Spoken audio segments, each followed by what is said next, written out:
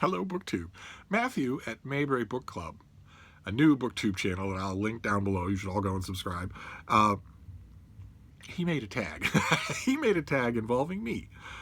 He asked a question into the void in his original of the tag. Has Steve Donoghue read these books? And he puts forward a list of candidates, books from his collection that he thinks I might not have read. Now, all of this, I think, was born originally not only from the impression given on this channel, which is that I've read an enormous amount. That is true. But maybe also from, certainly whether he knew it or not, he was echoing a bit of comedy that I've done for years. My friend Deb, when she's been on this channel, has said, whatever you do, don't start a question to Steve with, have you ever read? Because it drives him crazy. Because in most cases, it's so egregiously redundant for somebody to say, have you ever read, to somebody who does nothing but read, and then say something like The Hunt for Red October. I prefer that they change it up to what did you think of, as opposed to asking me if I've ever read On the Road by Jack Kerouac or Leaves of Grass by, what was his name? Walt Whitman? So the tag was hilarious, and I had a big oversight. I made a response comment on his original video, but I did not make a video response to his original video, and I've done one for everybody else that I've seen since, and I'm going to continue to do that. So obviously I need to do that. I will make amends. I will make a video in response to his videos. But in the meantime, the responses have started to pile up. There is now a line. If I'm going to do a video response to every one of these, I've now got work to do. And I think it's hilarious. Absolutely hilarious. Now, most people, we're all friends here, right? So most people have been abiding by certain unwritten rules. Matthew put virtually no rules on his original tag, nor should he have. There are kinds of unwritten rules, right? If you're wondering, if you're looking at a collection and you're wondering, has Steve ever read this? There has to be a chance that I have, right? It can't just be that you're picking some completely unknown, tiny little pamphlet of a thing. Something like that, I might surprise you, but probably not. The risk here, the challenge, is there a book on your shelf that is sort of general distribution that I might not have read? I think it's been fascinating so far. I'm glad that Matthew made the tag, and I'm up for anybody to do these things. Not necessarily, to see who finds all the books that I haven't read, but because the books themselves have been so fascinating. This is really just another way to recommend books to each other and talk about our history with them. So the one I'm doing today is the Grimm edition. It's Kathy Grimm. I will leave a link to her video. She did a response video. I thought we'd jump right into them.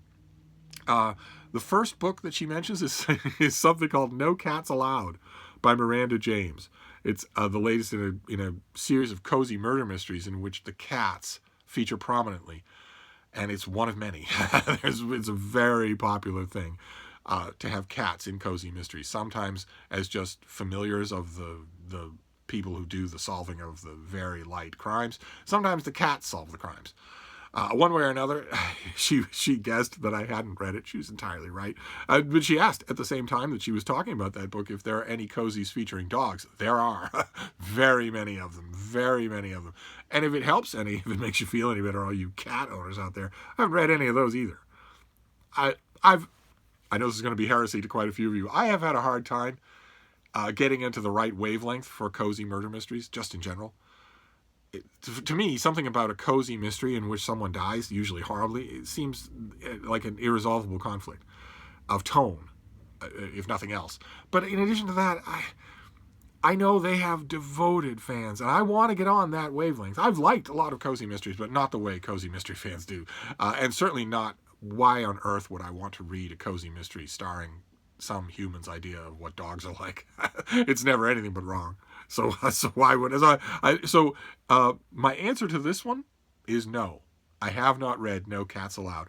And before Kathy starts her victory dance, I'm afraid to say that's the only book on this list that gets a no. So let's just go on to the rest of them. The next one is amazing.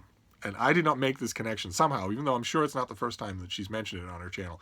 The next one is a princess of what I've always pronounced the Chameln, as sort of a science fiction fantasy minor alteration on chameleon.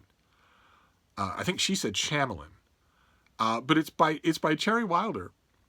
And Cherry Wilder is the pen name of Kathy Grimm's mother. which is kind of amazing. And I have read this book. I might automatically mispronounce it. I don't know how her mother pronounced it. And then again, there is no correct pronunciation, right? I mean, I remember one time I was helping the university to host a talk by Ursula Le Guin in the American Midwest, and she gave a talk and it was terrific. And then she made the cardinal error of having open question and answer period from the audience, and that at least a few times there, you're going to get people who are weird, people who don't ever leave the house, that sort of thing. And sure enough, we did. This was ages and ages ago. A young woman walked very carefully up to the microphone. It was clear that she thought it was a wizard of some kind. She'd never seen a microphone before. And she very carefully leaned into the microphone and said, "How do you pronounce the name of the place from which people walk away?" This famous Ursula Le Guin story called the Ones Who Walk Away from Omelas. And the way she said the question, it was like everyone in the audience knew there is nothing more important that is ever going to happen in this young woman's life to her than the answer to this question. And Ursula Le Guin, bless her heart, said, "Well, I pronounce it Omelas, but it's a story. It's as much yours as mine. You can pronounce it any way you like." And I tend to think that, so I might mispronounce this. I have always thought of this as Chameln. But I have read A Princess of the Chameln, yes. And I checked my reading diary, and I have read a lot of Cherry Wilder. I read, there's the High Lore series. Now, I think that one of the books that is mentioned in this tag, The Luck of Brin's Five, I think that might be, or maybe A Princess of Chameln is the first book in the High Lore series. But the second book, if I remember correctly, it's the second book and not the third, is Yorath the Wolf, which is absolutely terrific. I'm not sure that I'm in love with A Princess of Chameln, but I loved Yorath the Wolf. Absolutely loved it. So I think you could easily make a case on a page-by-page level that it's a much better book than the first book in the series or any of the others. And Kathy Grimm mentioned on her video that these are considered YA. I certainly don't consider them that. They're fantastic. Not that YA can't be, but it seems to me that if this is YA, this is the kind of YA that's written on an adult register, and you're just telling the young adult readers to level up, rather than so much YA in the 21st century that's written for children, or for what the author views as YA, as I guess some sort of brain-dead zombie species of 8-year-old.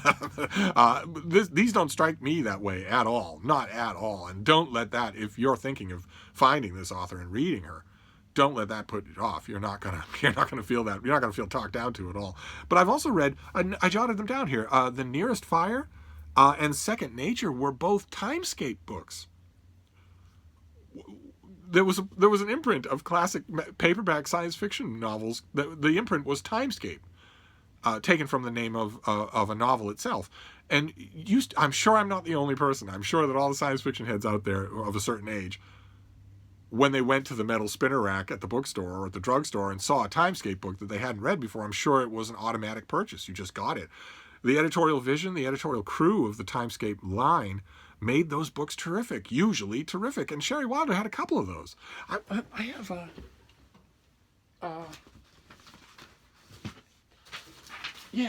this is what I mean. They had the word Timescape above the book, and they were only mass markets. Of course, science fiction didn't come out in paperback or in hardcover back then. And Cherry Wilder that's the big league. That's the big time. And she was a Timescape novelist for a couple of books. So that's incredible. But unfortunately, it's a yes. I have read quite a bit of this author. Then the next book is Ruth Kluger. Kathy Grimm mentions her book in the German edition. I've never read her book in the German edition. In English, it was translated as Still Alive. I think that's. I'm pretty sure that the German would come closer to Still Here or Still Living, but the English language translation is Still Alive, and it's a Holocaust memoir. And I read it and loved it. Thought it was really, really good. Then the next one is a biography of Rahel Varnhagen by Hannah Arendt. And it's an example of, it's an example of something I've talked about in these kinds of videos already, which is that if I really love an author, I'll go out of my way to read everything that they wrote. I'm not interested in Rahel Varnhagen at all. I'm interested a little in her time, but this is a biography that Hannah Arendt wrote, and I absolutely adore Hannah Arendt. I absolutely love her writing. So I did read this, yes. And then the next one was an Austrian writer, Adalbert Stifter. And the book that that Kathy Grimm picked was Der Nachsommer. And it's a yes, and it's a yes 2 times over, because I read it in German, and I think I also read it in English. And I know that in German I have read a large amount of this guy's short stories, and they're terrific, absolutely terrific. You start them, and same thing with Der Nachsommer. You start it off, and it seems like you're going to get kind of Hermann Hesse syruply, self-pitying German sentimentality, that vein that runs throughout so much of the fiction of, especially 100 years ago, thereabouts, maybe a little longer than that. And this guy's short stories, I'm more familiar with the short stories than the novel. I don't quite remember the novel as well as I wish I did. Somebody ought to bring it out. New York Review of Books or somebody like that ought to bring it out in a New English translation, or even the old one. I'm sure it's been translated in English at least once, because I have a vivid memory of reading it in both. But the short stories, they start off feeling like they're in that register, register, and then they change. They are more beautiful than that, much more self-aware than that. A really good author, in other words, a really, really good author who really deserves to be rediscovered. Same thing with Cherry Wilder. Same thing. They both deserve to be rediscovered. Then the next one's hilarious. It's Derrida.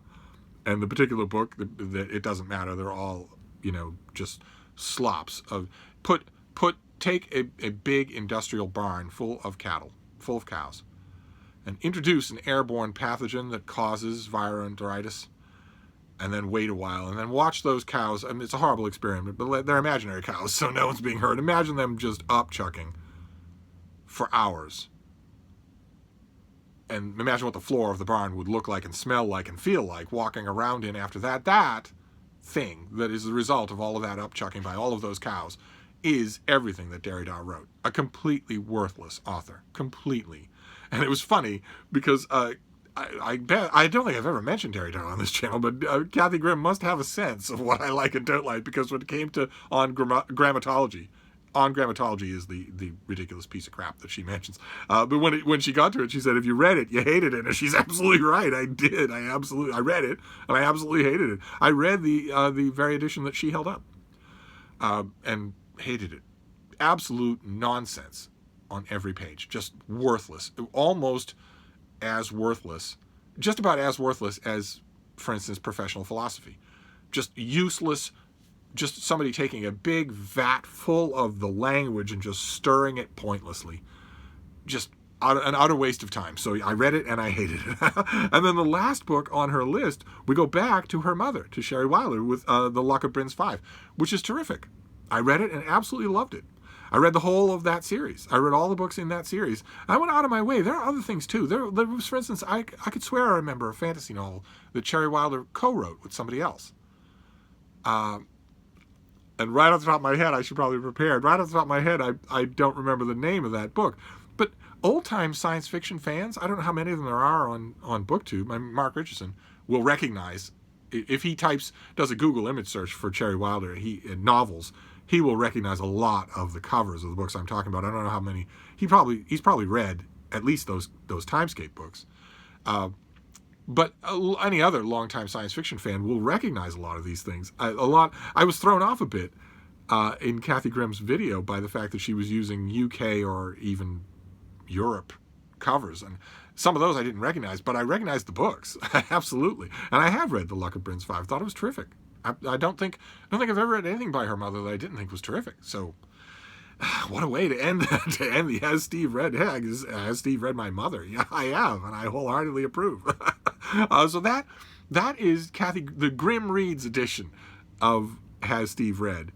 And you notice, I'm sure you've been tabulating at home, that is only one no, and all the others are yeses.